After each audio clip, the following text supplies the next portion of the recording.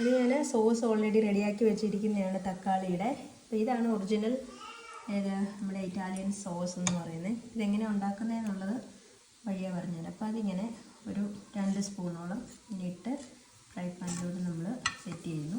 എന്നിട്ട് നമ്മൾ വഴുതനങ്ങ ഞാൻ മുമ്പേ നേരം കാണിച്ചായിരുന്നല്ലോ, അപ്പോൾ അതിൻ്റെ ഒന്നുകൂടെ പറഞ്ഞുതരാം. അപ്പോൾ ആ വഴുതനങ്ങയുടെ ഉപ്പിലിട്ട് അതിൻ്റെ വെള്ളമെല്ലാം പിഴിഞ്ഞ് കളഞ്ഞ് അത് ജസ്റ്റ് ഫ്രൈ പാനിലിട്ടൊന്ന് ഇതുപോലെ ഒന്ന് നന്നായിട്ട് ഡ്രൈ ആക്കി എടുത്തതാണ്.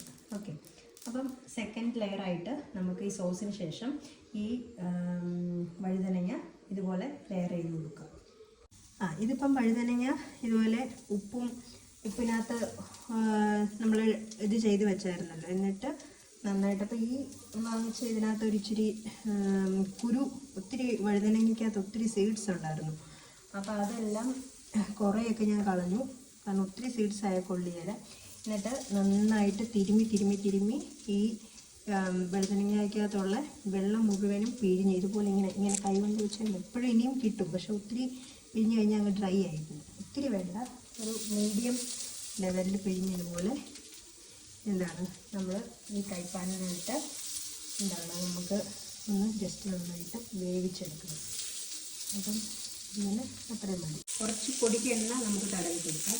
അടുത്ത ലെയറായിട്ട് നമുക്ക് മുസറല്ലയുടെ ചീസ് ആഡ് ചെയ്ത് കൊടുക്കാം.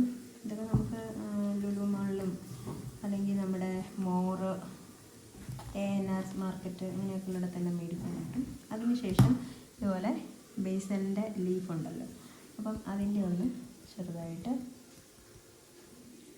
ഇങ്ങനെ കുറച്ച് ചെയ്ത് കൊടുക്കാം.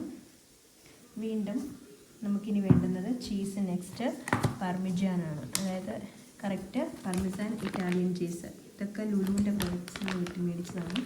അപ്പം ഇത് നമുക്ക് ഗ്രേറ്റ് ചെയ്ത് ഇട്ട് കൊടുക്കണം. ഗ്രേറ്റ് ചെയ്ത്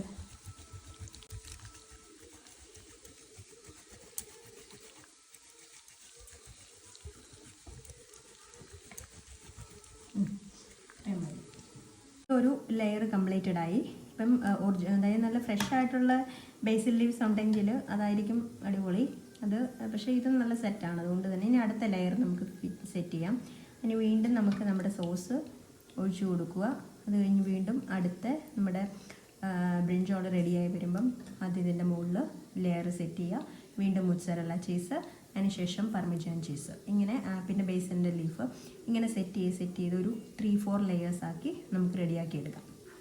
നമുക്കിത് ഇപ്പം ഇത് 3rd ലെയറും കൂടെ ഉള്ളൂ. ഞാൻ എന്താ ചെയ്യുന്നതെന്ന് വെച്ച് കഴിഞ്ഞാൽ ലാസ്റ്റ് ലെയർ വൈൻഡപ്പ് ചെയ്യാൻ വേണ്ടിയിട്ട് കുറച്ച് സോസ് ഒഴിക്കുന്നു. ഒത്തിരി സോസ് ആയിക്കഴിഞ്ഞാൽ നമുക്ക് കുറച്ച് പുളി കൂടിക്കും. അപ്പോൾ അതുകൊണ്ട് ഒത്തിരി സോസ് വേണ്ട, കുറച്ച് സോസ് മതി.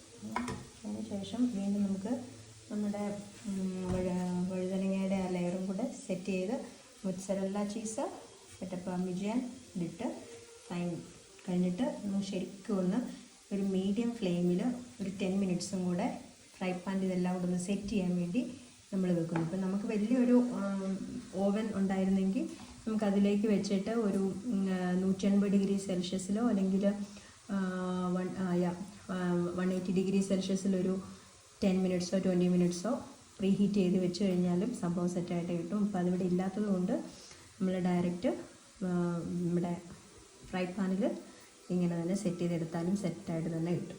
ഓക്കെ, എല്ലാം ഒരുപോലെ സ്പ്രെഡ് ചെയ്യണം, ഇതുപോലെ കവർ ചെയ്ത്.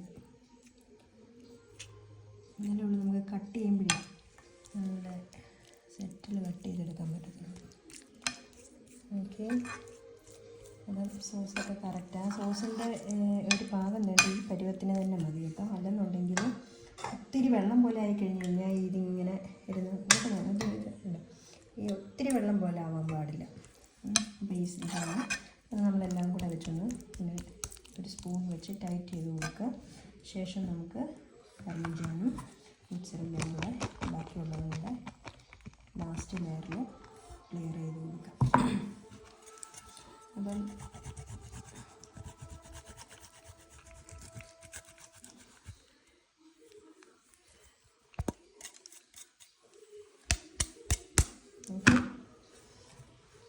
മതിയായിരിക്കും. ബേസിൽ ലീവ്സ് ഇനി നമുക്ക് അടച്ചു വെച്ച് മീഡിയം ഫ്ലെയിമിൽ ഒരു 5 മിനിറ്റ്സ്. മിക്സറിലൊക്കെ അതിനകത്ത് ചീസൊക്കെ ഭയങ്കരമായിട്ടും ചൂടിങ്ങനെ റെഡിയായി വരുന്നേ ഉള്ളൂ. അപ്പോൾ നന്നായിട്ട് അലിക്കും അല്ലേ, എന്നിട്ട് നല്ലതായിട്ട് ഇങ്ങനെ വലിഞ്ഞ് വരുന്ന രീതിയിലാവും. അതുവരെയൊക്കെ നമുക്ക് വെയിറ്റ് ചെയ്യണം കേട്ടോ. മീഡിയം ഫ്ലെയിമിലാണ്. മിക്സറിലൊക്കെ സെറ്റായിട്ട് വരുന്നത് ചീസൊക്കെ. വീണ്ടും അടിച്ചു വെക്കും.